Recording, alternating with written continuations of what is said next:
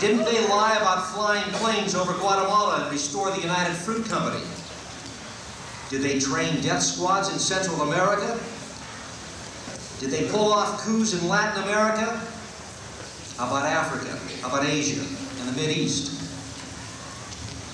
Wasn't the executive branch the same organization that experimented on Americans without their knowledge? Seems to me I read about harmful chemicals.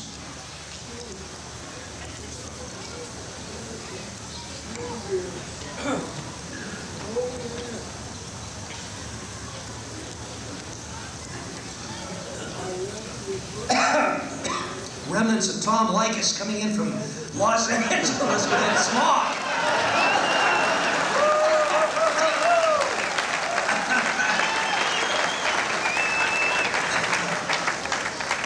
I've been joking ever since that broadcast. Oh, we did have fun, though. Great show. Thank you. And so, as they dropped harmful chemicals over most cities, most states, we saw irradiated military and atomic tests, and they were performed just about every foul trick in the book. And this is congressional record stuff. This is not speculation. It's all well documented. And of course, I must tell you that if you really believe that it's beyond executive sanction to lose a federal building in Oklahoma in order to gain national acceptance of a direct attack on patriots, you've been asleep a long time.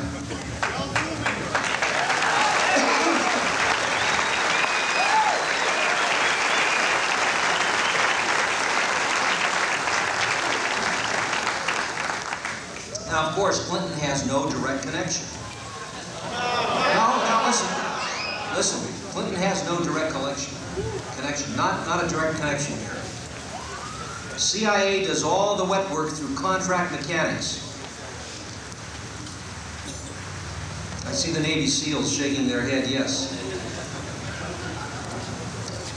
Bill Clinton's comment about Oklahoma City, these are evil cowards and killers and should be treated as such, destroying innocent children, people, our way of life, everything we believe in, would have been just as appropriate 2 years ago, directed at the BATF at Waco. But you didn't hear the president speak out then. Even before the dust began to settle over Oklahoma City and that federal building, media was reporting 17 children killed, same as Waco. Now, don't believe that it is a coincidence that a bomb goes off on April 19th at exactly the same time of a Waco remembrance. CBS, talking to the Pentagon officials on the 20th of April, was suggesting that this was a homegrown set of terrorism. Patriots produced it. And I'm telling you, and I'm putting it in the scenario, CIA contract cultivators. Because I believe this monstrous act of mayhem was committed by people who really knew how to do their job and do it well. And that only leaves, logically, the conclusion that it was committed by CIA contractors in order to direct an attack so that we could see a disorganization and we could see a disarmament against the American Patriot movement. Now, in no way, make no mistake about this, I am not painting the honest, law-abiding citizens that are in the federal government, that are in the FBI and the Alcohol, Tobacco, and Firearms Bureau. There are some honest guys there. And they care as much as you, and they are as concerned as you. But there are some in those organizations who don't give a damn about anything, including you.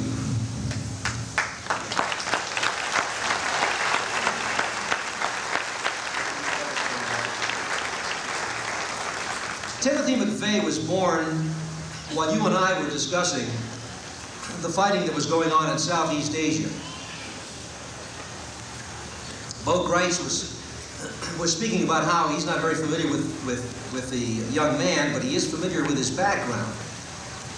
And the reason was that McVeigh attended basic infantry training at Fort Benning, Georgia. Now, many of you know that Bo Greitz was an instructor there. I need that water.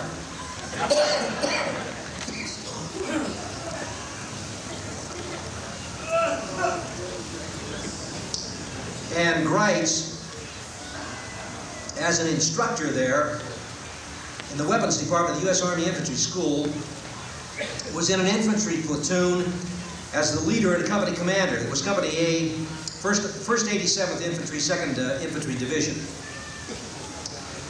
This was a unit that trained soldiers from basic through advanced units and then deployed them overseas to Korea. And McVeigh was assigned to Charlie Company, 2nd Brigade, 16th Infantry at Fort Riley, Kansas. Now this is what's important. So all of you news media people who have pens and pencils, I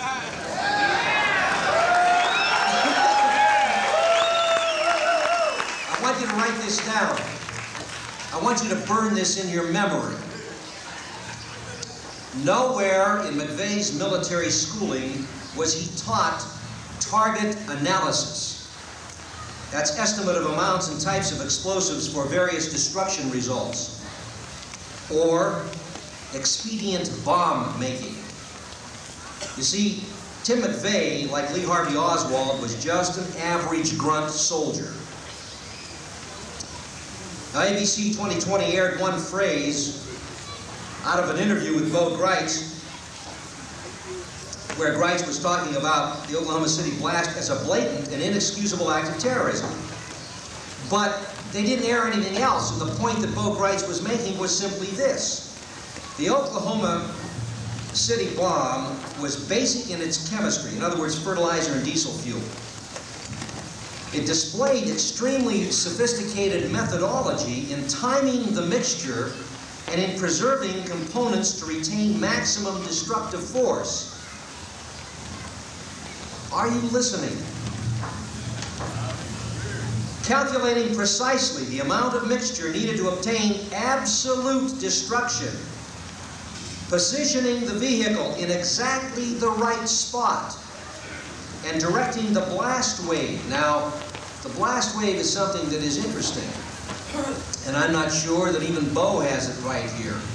Because I've talked to a number of people about this. And there's still speculation. But directing the blast wave, requiring considerable expertise in explosives and physics, so that you construct a reflective wave shield within the vehicle. Now, is that possible? Could you construct such a wave shield, reflective wave shield within the vehicle? No, you would not do it. That's right. Many people saying that.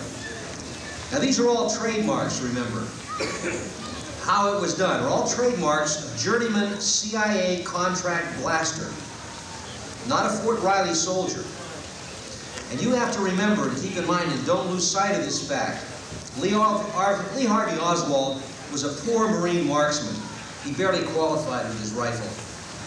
Even though at barely qualifying with his rifle, he was better than what you would find in most of the military, with the exception of Special Forces. Because a poor Marine rifleman is still damn good.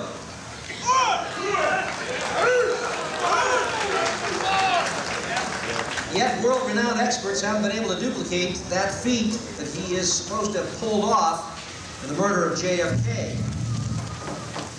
So, what kind of a story are we getting? I was listening to the news this afternoon on the way in, and they're saying that they have taken the site at the Oklahoma bombing, and they are shoring up the building so that they can tear it down.